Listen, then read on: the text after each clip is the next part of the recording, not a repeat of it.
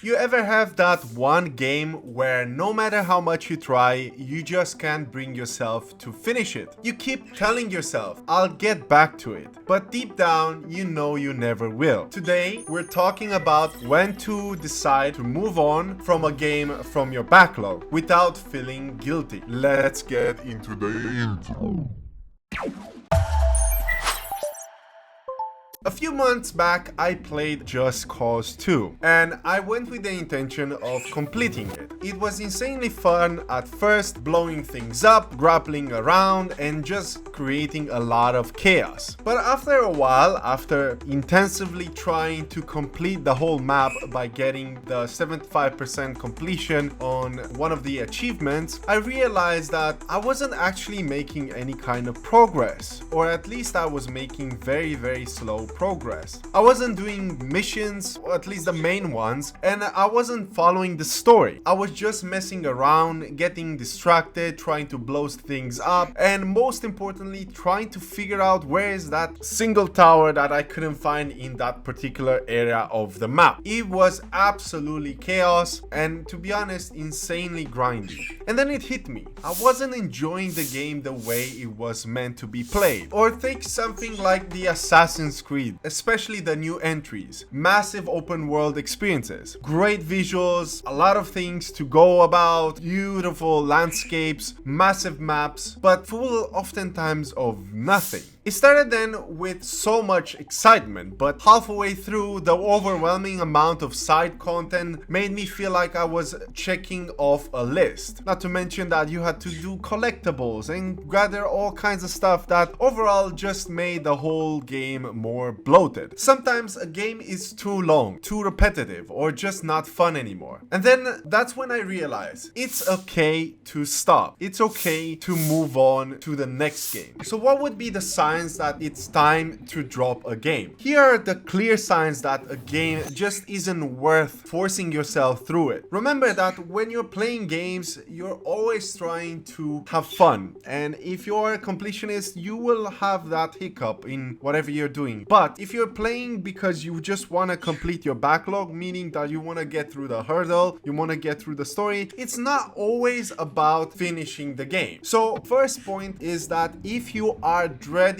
playing the game, that is one of the clear signs that you need to value more your time. Because to be honest, you don't have any more spare time than you already have. And if you keep wasting it on something that you don't enjoy, that's a clear sign that you need to move on. Second point, you're playing the game because you want to finish it. That could be that you want to finish the story, or you are trying to 100% complete the game. If you're pushing through out of obligation and not really enjoyment, you have to rethink why are you playing the game. And if the only reason is that you want to check it off of a checklist because you beaten it or completed it, maybe it's better to just drop it. Sign number 3 is the difficulty feels more frustrating than fun. Some games are just brutally difficult, and even if the rewards are greater, like a Souls-like game or a Metrovanian or a roguelike game, oftentimes that can really kill the momentum in what you're doing. Other games are just painful and unfair. I'm talking about games where you need to get to the top of the mountain or stuff like that. There's a couple of games that I can't name them right now, but you know which ones I'm talking about. Those games that are stressful all the way until you get to the specific goal. And if they're really not the type of games that are bringing any sort of enjoyment and they're just frustrating you and making you angry, consider two things. Either take a break, come back when you're much more refreshed, or just simply let it go, because there's more things to do. There's other games that you could be having fun with instead of actually focusing on that particular game. Sign number 4 is you keep saying I'll get back to it, but never actually do. We know that every single one of us have that one particular game that we keep saying to ourselves, I'll get back to it. Maybe not this year, maybe not this month,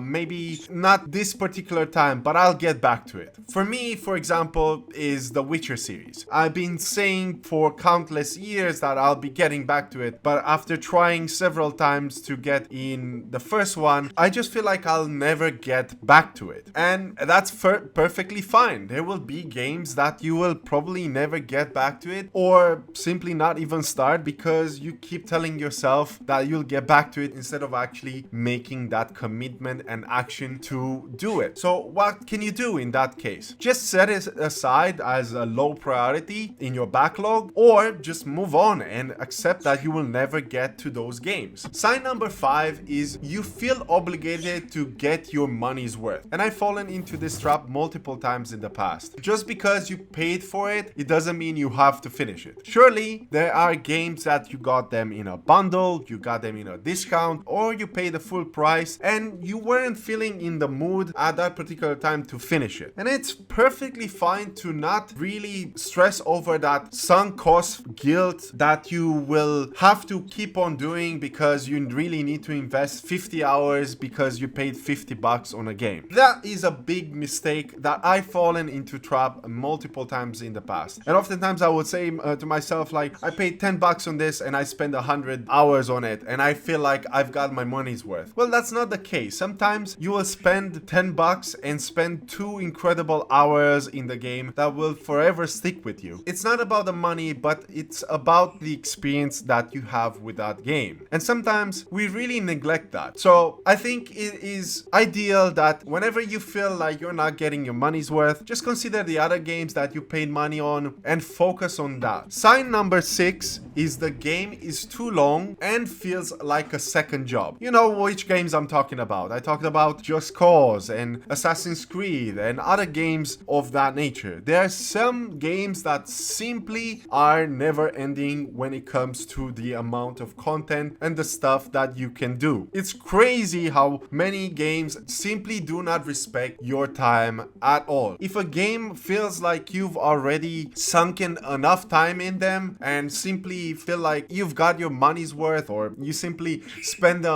amount of time that you needed to and you had fun, it's okay to move on to something else. And sign number 7, you've already experienced the best part. And this ties up with point number 6, and that is maybe the early games were great, but not just the dragging, not just the end thing, not just the let me finish this more quest, or all the achievements that you're trying to hunt. We all do at some point. It's okay to drop a game when it feels like you've got whatever you wanted to get out of it. You don't need to see the credits to say that you've enjoyed it. It's okay to say, like, I've beaten it by playing half of the game and experiencing it. And that's alright. So let's talk about why quitting a game isn't actually a failure. A lot of people think quitting a game means that you've failed. Here's the truth. You're not a bad gamer for moving on. Dropping a game means you value your time. Finishing everything isn't realistic, and some games just don't click, and that's okay. The sooner you drop something you're not enjoying, the sooner you'll find a new game you can actually love. I've talked in the past about a method that I really like to use, and this one is called the 2 or 3 hour rule.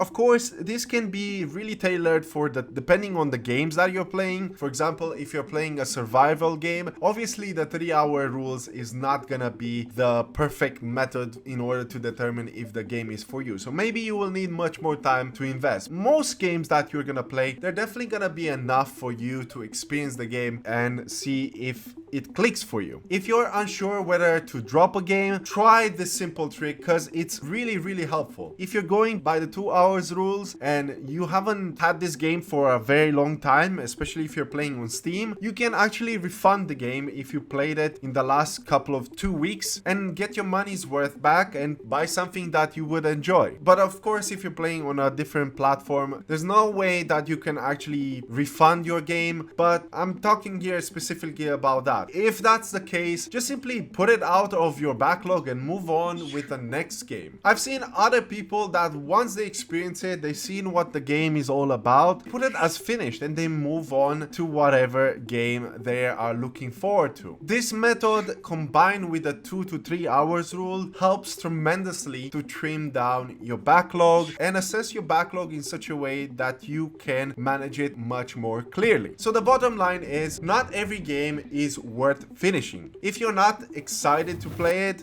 just move on. If a game feels like a chore, move on. And remember that your backlog should be fun and not a checklist. But what do you think? Let me know in the comments. What's a game you abandoned and why? I would really like to hear from you. I'll be replying to all the comments. I'm reading all of them, so feel free to drop them down below. If you want more backlog tips, make sure to like and subscribe for more content like this, and turn on the bell notification to be notified every time I post something new. My name is s.t.a.l.k.e.r and more backlog content is coming soon. And as always, stay safe, have fun, and happy gaming.